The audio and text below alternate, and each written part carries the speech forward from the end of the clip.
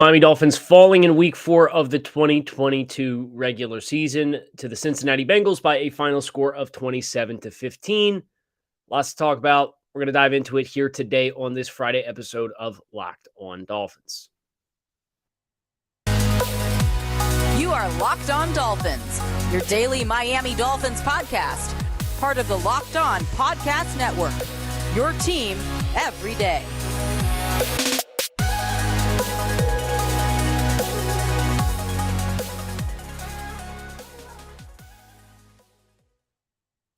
What's going on, guys? Kyle Krabs, Locked On Dolphins, your team every day.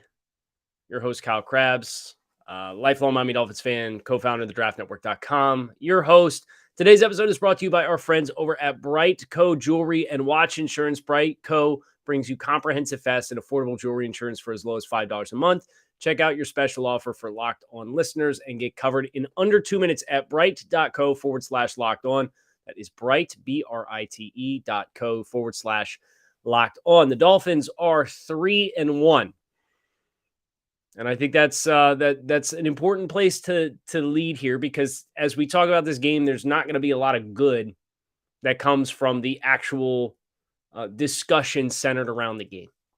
The Dolphins entered the fourth quarter of this contest against the Bengals with a 15-14 lead. But of course, the main storyline is that Tua Tagovailoa was knocked out of this game, stretchered off the field, taken to a medical center in Cincinnati for evaluation for head and neck injuries. It would later be revealed that he suffered a concussion. And everybody out there wants to connect the dots between the injury that Tua suffered that was originally described as a head injury and then later diagnosed as a back injury for Tua Tagovailoa, a low back injury, and connect the dots from that experience to this experience. And the only thing that I'm going to say in this regard is that we do not currently have the information that we need to be upset, bothered, or have any firm understanding of any connection that could exist between the two. And until we do, you can speculate, you can try and connect the dots, you can have an opinion, you're entitled to an opinion, but there are no facts right now. The facts that exist is that Tua on Sunday was observed by independent physicians, cleared concussion protocol, returned to the game, played. 4 days later, the Dolphins play on Thursday Night Football. Tua takes a sack on a play in which I think it was all that much more frustrating because it felt like an avoidable play. To either make a decision to throw the ball away or kind of just scramble for a few yards and get down regardless. Oh, I think that was what was, I think, the biggest gut punch for me is like, man, this was so avoidable for Tua Tagovailoa. We learned after the game he was released. He was allowed to travel with the team based on the medical professional advice that was dictated to him and the team from the medical professionals at the Cincinnati Medical Center that Tua Tagovailoa was at. So, let's get that part out of the way, right? I think that's obviously the main storyline is the Dolphins starting quarterback did not play the second half of this football game. Tua finished 8 of 14 for 110 yards, one interception on a ball thrown downfield, intercepted by Von Bell. Teddy Bridgewater, in his absence, 14 of 23 for 193 yards, one touchdown, one interception. That interception coming at an untimely juncture in the game, because as we shift our focus from the discussion around Tua back to the game that was played, the Dolphins were down 20-15, and they were driving and in Cincinnati territory and got down near the red zone with about 3 minutes left in the game. And a miscommunication between Bridgewater and Mike Gesicki, and next thing you know, Von Bell's presumably making the catch. I don't know. It looked like it might have not been in possession, but again, it was ruled an interception, and therefore it's an interception. And it was run all the way back, put Cincinnati in Dolphins territory, and Cincinnati scored a late touchdown to put that game on ice. But this was a one-score game, 20-15, Dolphins down near the red zone in the final 3 minutes and a chance to win the football game. At the end of the day, this was all the things that we were worried about the Dolphins coming into this game from a home environment. That Cincinnati crowd, you tip the cap to them. They were very engaged in the game. The Bengals said they set a home capacity record for this game. The Dolphins' attrition from the roster. Xavier Howard suffered a setback with his groin injury. He finished the game on the sideline. The Dolphins trying their best to contain Jamar Chase and T. Higgins and Tyler Boyd, with Joe Burrow throwing the ball with what effectively became Keon Cross and Nick Needham and Kader Kohu as your three corners. That's a hard ask. And, Cincinnati, the big touchdown that they scored, the T. Higgins 59-yard touchdown reception, was a play that Xavier Howard kind of misread the ball on. It looked like he misread the ball on. And if he'd have kept going full stride, it probably would have hit Xavier Howard in the face. But he kind of, maybe it looked like he was reading, expecting back shoulder throw. The throw was not a back shoulder throw, and T. Higgins stacks him, and he's a big physical guy, and he gets separation, and Xavier can't make the tackle, and it's off to the races in a 59-yard touchdown. So I think one of the things that is a silver lining for Miami in this game is I did think the running game showed some life. Raheem Mostert, 15 for 69, had a 25-yard run. He was on a toss. I would love to see more of that in the Dolphins offense, regardless of whether it's Teddy Bridgewater or Tua Tagovailoa at quarterback. Now, we'll find out in time what the timeline looks like for Tua Tagovailoa's recovery. Obviously, it's not the most important thing right now. But the Dolphins have 10 days to get healthy. And I'm looking at Byron Jones. I'm looking at Xavier Howard. I'm looking at Hunter Long, because for as much as we want these perimeter runs, the Dolphins don't have a tight end on the roster right now that can provide you with the seal on the edge to set a hard edge and allow your backs to get outside. They just don't. Durham Smythe's a nice player, but he's not that player, and he cannot do it. And it should not be a surprise because we have plenty of a sample size of Durham Smythe as an NFL player, and he's never been that player. So you kind of see where the flaws are and what the Dolphins you thought they wanted to do offensively.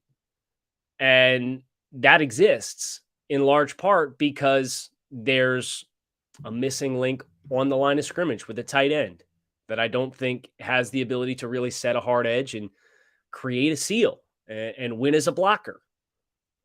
You think about the depth at corner. Well, people asked at the beginning of the training camp, what happens if Xavier Howard and Byron Jones both are out? What's corner look like? Well, yeah, it's a nightmare because you've got $40 million in payroll on Pro Bowl caliber corners and an all pro caliber corner who's not on the field. The Dolphins lived that last night. And that's 4 days off the heels of what they did defensively in the marathon against Buffalo. So you add all that up and it's too much to overcome.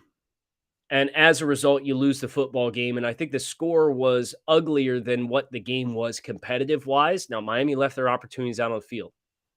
And we'll talk about those as soon as we talk about our friends over at Bright Co. Don't be that guy. Goes viral. Bad proposal gone bad. Lose the ring. It'll live in infamy. Once it's on the internet, it's there forever. The guys at Bright Co. Jewelry Insurance will make sure you get a replacement for the full value of that ring, no matter if it's lost, stolen, if you just can't figure out what happened to it. Go to bright.co/locked on. It's the fastest, easiest, and cheapest way to cover your butt with the best jewelry insurance in the business. Opening possession for the Dolphins. Chase Edmonds drops a would-be touchdown in the back of the end zone. And for as good and as bright as the flashes have been for Chase Edmonds, 5 rushes for 6 yards, had an angle route over the middle that he caught. He had 2 catches for 14 yards, did score a touchdown. And it was a really great effort. But the defining play when I think of Chase Edmonds against the Bengals was the throw he could not collect that cost the Dolphins 4 points on the team's opening possession. And I'm waiting for an opening possession that finishes the way that it has the potential based on the way it starts. And the Dolphins move the ball really well in the opening script. They moved the ball really well in the opening script. But you got 3 points. And Cincinnati got 7 on theirs. And they went down the field with ease. And then the Dolphins defense kind of buckled down, and Miami finds themselves up 15-14, and then the fourth quarter happens. The kicking game, missed opportunities, missed extra point, missed field goal. That's not a winning recipe.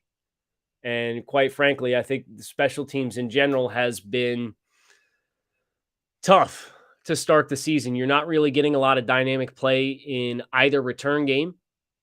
You now have Jason Sanders, who missed 2 kicks, including an extra point. That took 4 points off the board. Would have been 27 to 19. And then, of course, against Baltimore, you give up the 103-yard return to open the game. Thomas Morstead, a bright spot again. He uncorked a 66-yarder. He did have one short punt, but I thought he more than redeemed himself with the big kick that he had. As I think about the rest of the team, and I look big picture at the Dolphins, they're 3-1 through 4 games. And I think that's where I'm going to come back to here, because I know there's a lot of worry right now. There's a lot of fretting. There's a lot of uneasiness. There's a lot of uncertainty. When will the Dolphins starting quarterback be back? How long will they play with Teddy Bridgewater? Will they regret dropping this game? At the end of the day, the Dolphins are 3-1. We got a net, considering what the situation could have been, we got a net positive medical report for Tua Tagovailoa versus the initial impression on the field. Now you've got 10 days, and let's hope the Dolphins make the absolute most of it. You've got a chance to come back healthy, and we're transitioning out of what we all largely assumed was the most difficult stretch before December for the team. So if that means that Tua Tagovailoa needs to take his time to get healthy, take your time and get healthy. Oh, Teddy Bridgewater, say what you will about the high points and low points of Teddy Bridgewater, and I'm sure there are plenty of Dolphins fans that are out there that want to see Skylar Thompson. We'll see what decision the coaching staff makes. Teddy was 14 of 23. He did have the 64-yard completion to Tyreek Hill. Tyreek finished with 10 for 160 on 14 targets. Quiet night for Jalen Waddle. 1 touchdown and 1 interception for Teddy Bridgewater. Quarterback rating of 80.2. If you get that kind of yardage efficiency from Teddy, you can live with that. And this is why you pay Teddy Bridgewater $6 million to be here this year, to be a backup quarterback and be ready if he's called upon. And right now he's called upon. And he will be called upon until further notice when we have a more definitive answer on how well Tua Tagovailoa is and how he bounces back from what was obviously a very scary situation on Thursday Night Football. But if I'm trying to keep this in perspective, this was not a catastrophic, by all initial reports after the game, it was not a catastrophic injury to your starting quarterback. You are 3-1. You're now transitioning into a stretch of play where you have the New York Jets in 10 days. Hopefully you get Xavier Howard right. You get Byron Jones back. Maybe you get Hunter Long back. That can really help you in both phases. And then Minnesota. Let's get through the Jets. Let's get through the next 10 days and play the Jets and see what happens. And depending on what happens in that situation, we might be uneasy. But at the end of the day, I think if the Dolphins, you look at what our original expectations were for the team, and obviously when you start 3-0, you get all excited, right? Law of averages comes into play. And I think it's very important for us to keep the perspective as fans of this team that the Dolphins in their last 12 games before last night are 11-1. Let that sink in. The Dolphins are 11-2 in their last 13 football games. You're not going to win them all. And we knew coming into this game that the adversity that existed was a lot for the Dolphins to have to overcome. And they put themselves in position to be there. And they faltered in the fourth quarter of the game. Because of attrition, because of injuries, because of a turnover. It is what it is. And hopefully our friends up north take note. It is what it is. The Dolphins lost. I'm not going to sit here and make excuses for it. What I am going to do is try and keep things in perspective and talk about moving forward,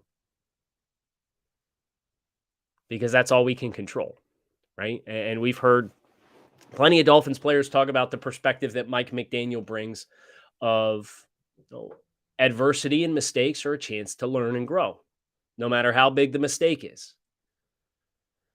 And for this Dolphins team, okay, you just got bit.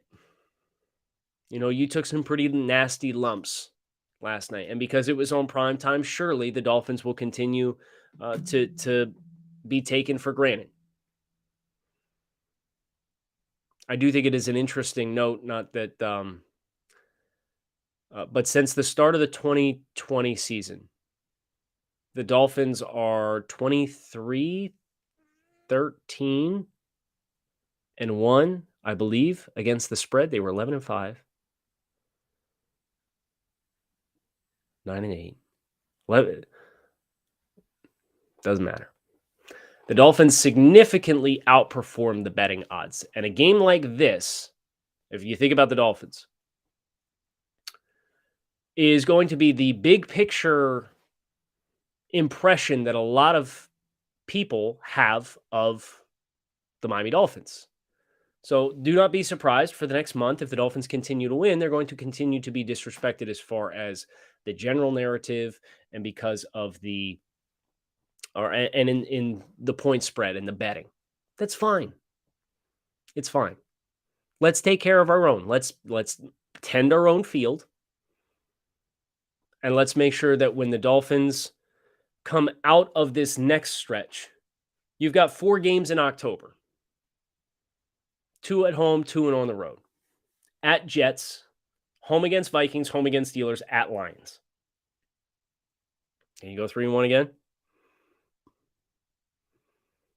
If you go 3-1 again, obviously you're sitting at 6-2. You're going to be a really, really strong positioning for the back half of the season. And then obviously you set yourself up with at Chicago, home against Cleveland, home against Houston, at San Francisco. Everything you wanted for the Dolphins is still out in front of you. Now, we don't have finite responses as far as when the Dolphins team will be whole. We don't know how long some of these injuries are, but it's one of those things that we can't really control. And if we have the trust that we think we do in Mike McDaniel, the team, from a scheme perspective, will get right. Now, I thought there were some game situation type stuff yesterday that surprised me a little bit for Mike McDaniel, and we'll talk about that now. Couple opportunities for the Dolphins down in the low red zone last night against the Bengals, where the Dolphins handled it very conservatively. They took the points. They had a couple drives. Make sure I get this right. I know that obviously the opening possession got down inside the 5-yard line, and the Dolphins kicked a field goal from the 4-yard line. I was surprised that they settled. They went 9 for 70 in 4 minutes and 14 seconds. Raheem Mostert or Chase Edmonds cannot complete the catch in the back of the end zone. Hit him in the hands, got both feet down. Dolphins kick on 4th and 4 from the 5. So it actually was not even 1st and goal. The Dolphins' other possession, they're down 14-12. They go 70 plays, 88 yards in 3 minutes and 38 seconds. They have 4th and goal from the 2. They kick another field goal. I was surprised. The Dolphins defense to this point in the game had played well. Well, they had forced 1, 2, 3, 4 of the previous 5 possessions did not result in points. And the one that resulted in points was because T. Higgins literally took the entire possession, the entire length that the Bengals had to go to score in one play.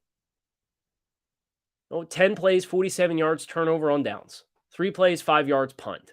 3 plays, 58 yards, touchdown. That's a 59-yard touchdown from T. Higgins. End of half, 5 plays, 8 yards. 4 plays, 20 yards, punt. You get down on the 2-yard line, you're trailing by 2 points, 14-12. And you elect, after getting a big play from Teddy Bridgewater to Tyreek Hill for 64 yards, you elect to kick the field goal. I was surprised. This is the same Mike McDaniel team that went for it on 4th and 7 at the 40-yard line against the Patriots to open the season at the end of the half. I get there's a take the points dynamic, but law of averages says, within the 5-yard lines, you get one of them. And I understand with the second one, Teddy Bridgewater is playing, and it's not your starting quarterback. So maybe your game script and the plays that are on your play sheet aren't really tailored to Teddy Bridgewater. I get it. But at the same time, where's the aggressiveness, right? This was kind of the wheelbarrow for Mike McDaniel that existed after week 1 up in smoke. You kick 2 field goals inside the 5-yard line. And then fast forward to the end of the game, you're losing by 5 points. Something to watch. We will batten down the hatches here. And we'll get through the weekend. We got college football ahead. Hopefully everybody can kind of find some stability in the midst of what happened. Hopefully we get some answers as far as Tua Tagovailoa's health. And we get continued clarity on that throughout the course of the day today on Friday and throughout the weekend. But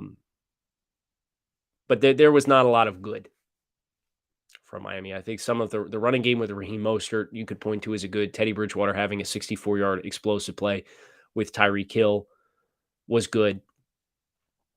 Gutsy performance from the defense, but just undermanned, attrition, injuries, very difficult home or road environment to play in. You just didn't have enough, and that's going to happen sometimes. So we'll get back on the horse next week. We'll start getting ready for the Jets on Monday. Keep it locked in here on Locked On Dolphins. We'll bounce back. They always do. And, make it a great rest of your weekend, guys. It's a shame not to be in Victory Monday or Victory Friday and Club Dub, but I have the utmost confidence that the Dolphins, this is a good team, and they will bounce back. Fins up.